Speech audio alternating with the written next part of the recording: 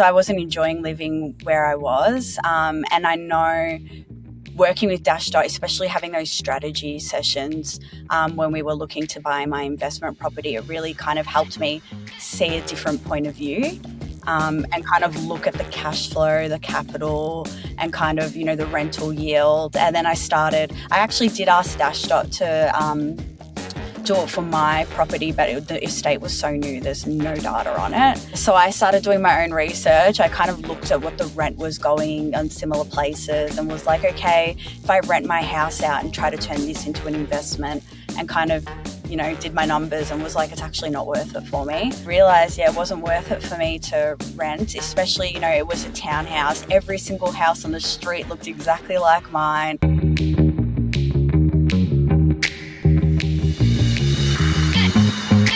Hello and welcome. You're listening to Dashdot Insider, the auditory epicenter for passionate property investors seeking a life of freedom, choice, and abundance. I'm your host, Ali Rolliston, and joining me today is one of our very own clients and special guests, Rosemarie. Rosemarie, you've had quite an interesting journey as a property investor so far. What I find most impressive about your story is your strength and determination to be going at this as a single income earner. That's a pretty brave and bold decision to make, and I really want to get into the depths of how you're making this work. Before we do, though, very big welcome to you. How are you? I'm good. How are you? I'm very excited to be here. Good. I'm super excited to have you here. I'm, super pumped to get into the depths of all of this. Before we jump in there, though, I know that you do have the one property with Dashdot that we've got you. That's in Port Pirie. It's generating some pretty good returns, but that's not necessarily where all this started for you. Do you want to take me back to the beginning, tell me a bit about your background and where property all started for you? Basically, I guess I grew up just watching my parents invest. I'm like going way back now. I watched them invest in property. And then, so unfortunately about 10 years ago, my dad passed away. And my mum just had no idea or was a bit too scared to hold on to the properties. So she ended up selling like all the investments. And then just randomly one night, my brother and I were like, oh, we're so curious to see how much these properties were worth. And when we saw the numbers, I was like, wow, Mum, what have you done?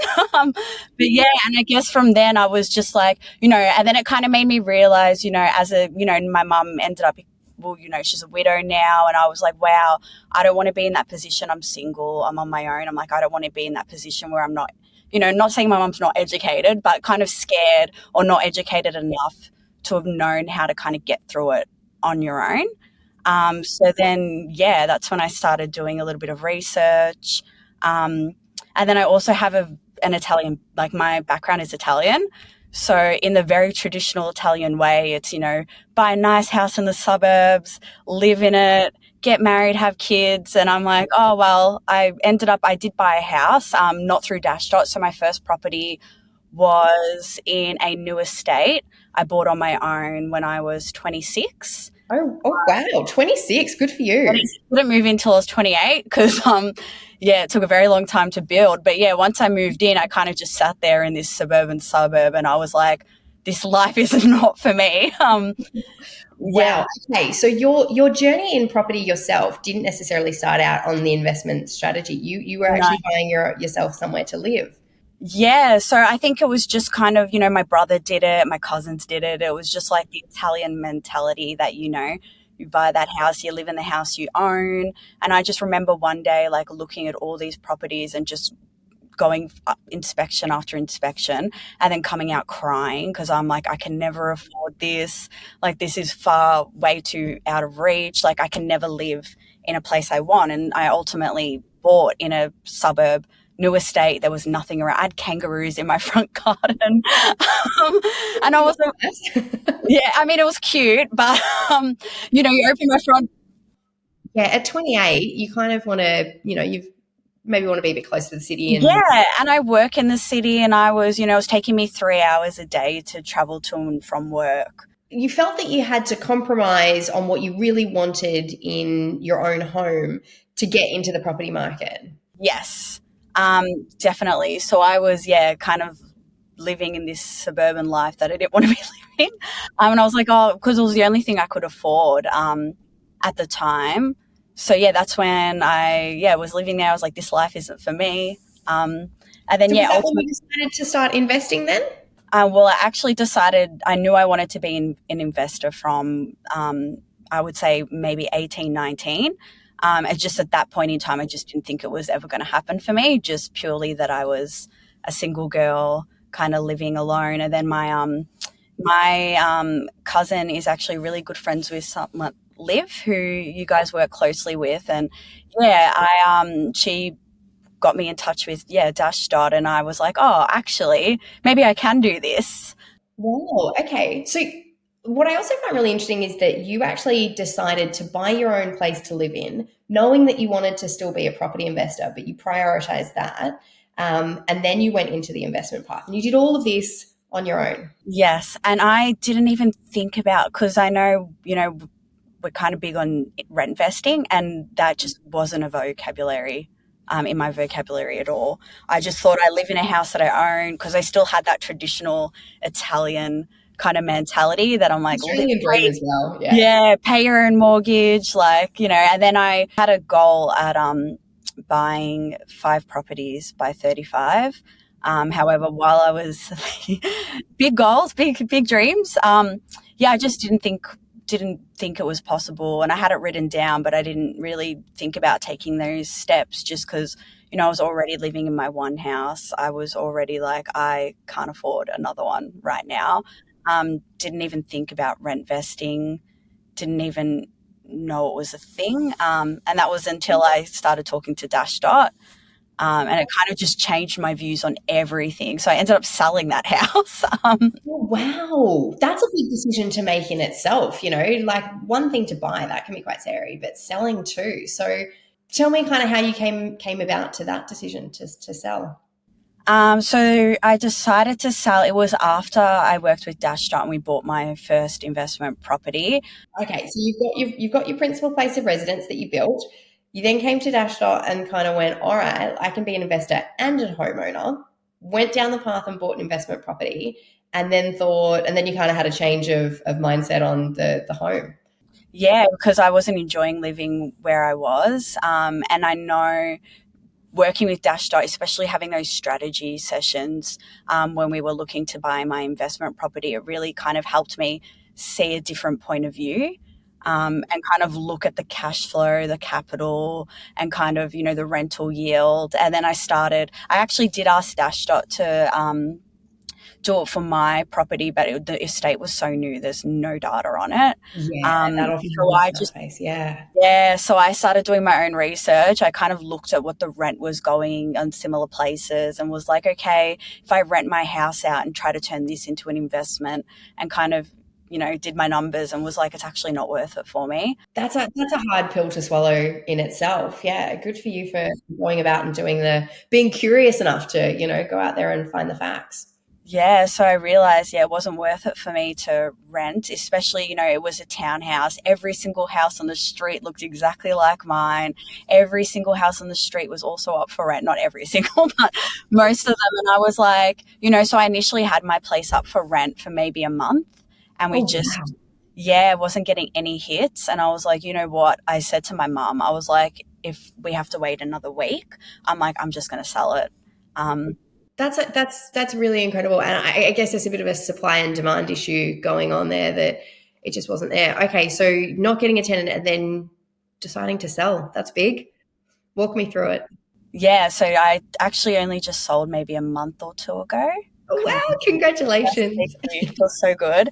But yeah, I was like ultimately wanting to sell, and then, having that room to work with Dashdot to buy another investment. So that's kind of where we're at the moment.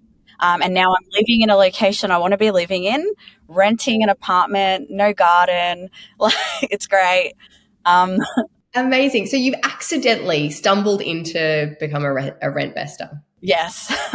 Awesome. Good for you. And how do you feel about your decision now? Like I said, there's lots of different things that come up when you actually go to sell. Sometimes I actually find selling as an investor can be just as exhilarating as buying. How are you feeling now? Now you're about to settle in. Well, I was really worried I was going to regret it, especially because it's your first home. There's an emotional attachment to it. You pick the colors, you pick everything. But yeah, once the settlement came through and I moved in and kind of started living this new lifestyle, I don't even think about it. Like, I'm so happy now. Oh, good for you. 'Cause, yeah, Congratulations. now it kind of feels like I can kind of build my goals and my dreams, but still live in a location I can't afford. Which is You're no something longer compromising. yeah, which is something I would never have thought about, especially just the way I grew up. It was never like no one in my family rents. It was always you need to buy. You can't live in a house you rent. How do you feel about that now? Do you feel that your family and your network are on board with what you're doing, or do you kind of keep your investment stuff quite private these days? I keep it quite private in terms of friends.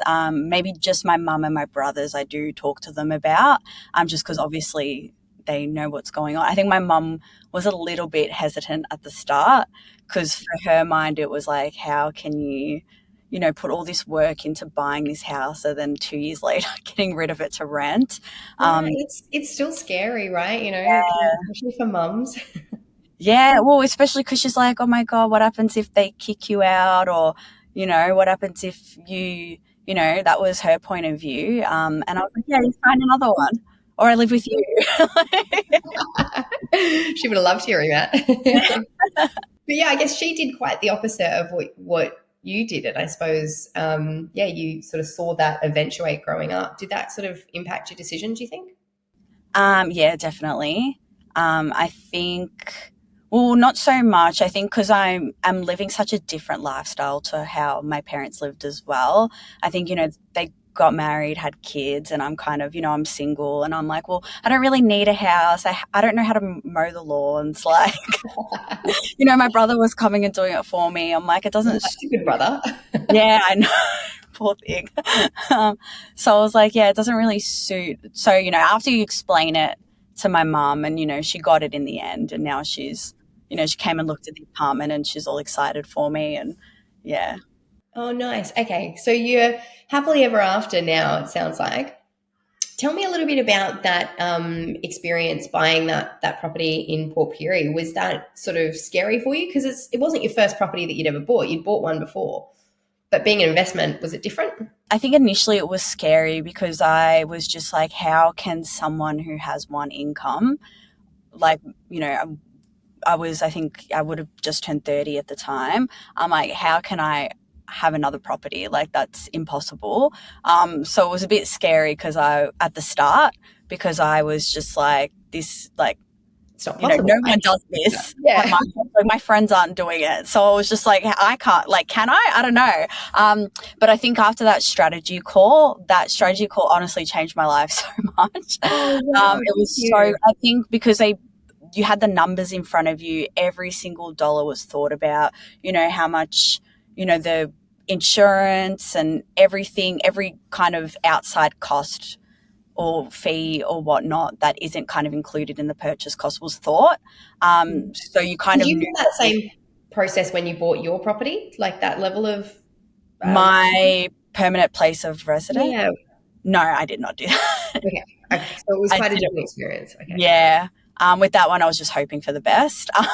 But with with the Port Pirie residents, like every single number was thought through. And I think I'm very analytical. I work really well with numbers. So I think when I had those numbers and I could calculate, what it's going to look like or how much extra it might cost me a month or kind of, those numbers, I was like, oh, it's actually doable. And I think it's been over a year. Oh yeah, it has been like 13, 14 months now. So I did have a stage of having both houses. And initially was scared. And then the first few months I almost forgot about the other property. Wow. That's the dream as an investor, right? Well done. Yeah. And it's been really great. Like, every single bill or council rate was thought about. So when they do come up, I'm prepared for it. So it just kind of doesn't even feel like it's like it's there. Okay. Yeah. All right. So making the decision to become an investor and an owner occupier and have both, especially as a single income earner, was pretty scary. But then you kind of had the strategy, realized that it was possible. And was it scary actually buying it, or did you feel really confident when you were making the decision to buy because you had those numbers, or was it not? Did the confidence come through a little bit later once you actually? No, once I bought it, the confidence was there. I remember looking at the time, going, "When's settlement? Like, hurry Yeah. up!" Yeah, I think once I had those numbers, I was ready to. I think it was the initial stages, and then once I started having those chats, and then realizing and seeing, it made it way easier, and then my confidence was a lot higher, which was great. Yeah, it is pretty scary, I think, always being a property investor. So it sounds like you had such a transformation in your mindset and your framework and how you've got here. So that's pretty impressive. So fast forward to now, you've had that first property for 13 months or so. You're selling the principal place of residence. So that's obviously creating a little bit of power to change. So what's next? I'm starting to look for the second now. Oh, Yeah, exciting. so I'm like, at the moment, just in the process of getting my kind of pre-approvals and whatnot, and moving forward with a second one. Wow, congratulations. So, all right, let's rewind 13 months or let's say 14, 15 months ago when you're discovering that you can do this. Would you have thought that you'd be here going for property investment number two and starting to build out more of an investment portfolio rather than just one property? Yeah, no way. Not at all. I think when you're living, or you know, I think what I really liked about working with Dashdot, is like, or even just chatting with friends. Everyone wants to be a property investor, but you're kind of limited to where you live or Victoria. Whereas, obviously, I bought my property in Port Pirie, which is obviously not in Victoria. So it was like you have those more opportunities to kind of get those properties with higher yield as well. So it was something I would never have thought of, because I, just Would wouldn't have have just been bought in your able to. backyard. Yeah, like I That's wouldn't. probably a little bit cheaper than Melbourne too. Yeah, oh, Melbourne. And I was like, there's no way I can afford 5 houses in Melbourne on my own. Yeah, awesome. Oh, that's just incredible. I'm really enjoying the transformation that you have been through. So, all right, we're about to go on to property number two and start to build out quite a portfolio for you. I guess, what does the future look like? Why are you where, and does it look different to when you started? Where are you going with all of this?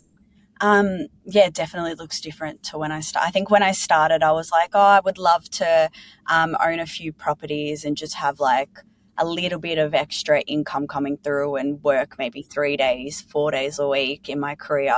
Whereas now I'm like, no, I want to be financially free.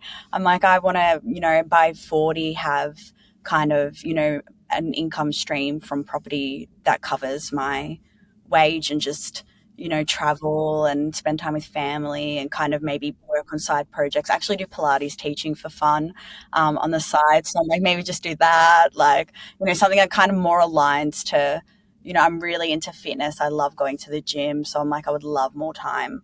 Or even, thinking of a business or doing something like that for the future. I haven't really thought about it, but I would love just more the time freedom, I guess, let's say. Yeah. So you're going to keep going, right? The plan is to build this out. Yeah, definitely. And I just didn't, because I think initially I just thought I could build it out a little bit, but not enough to fully get there. And now I'm like, oh, wait a minute, it's actually possible. So, Yeah.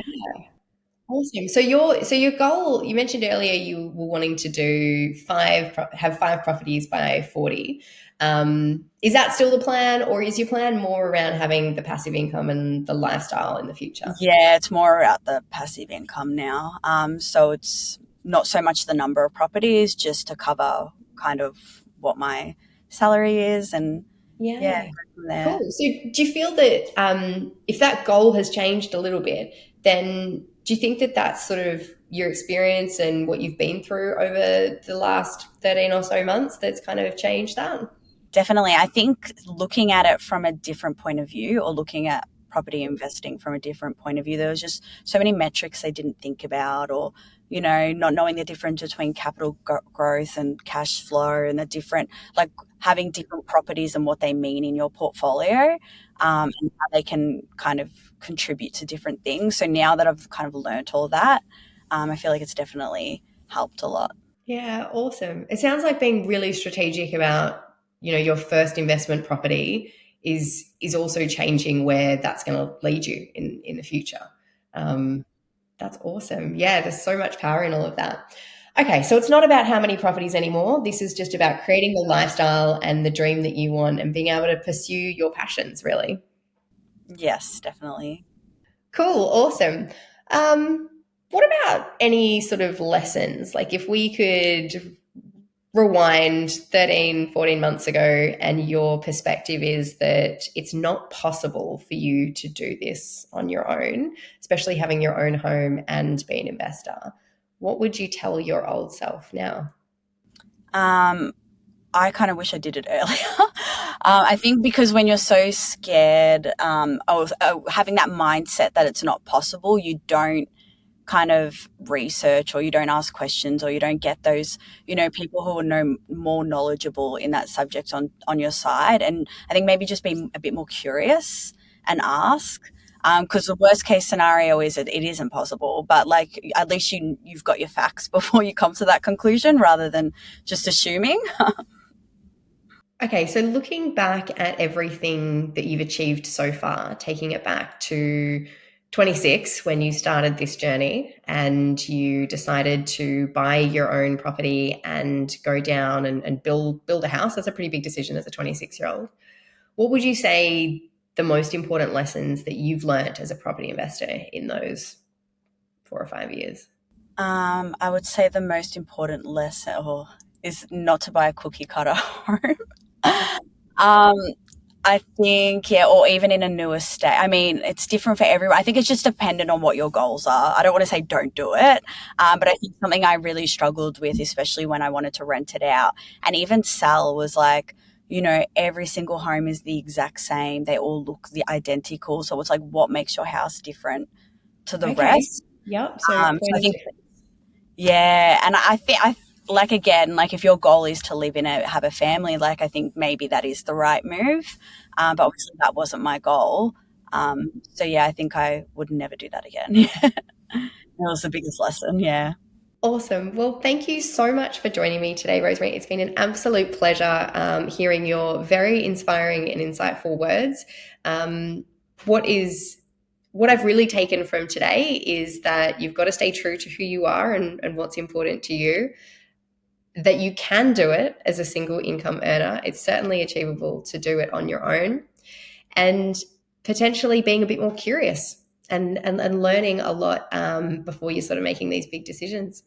Well, thank you so much for joining me today, Rosemary. It's been an absolute pleasure getting to the bottom of how you are making this investment journey work as a single income earner. There's been some really great insights that you've shared. I think one of the biggest ones is that it is possible to do this on your own. And yeah, thank you so much once again. Thank you so much. Appreciate it. Cheers.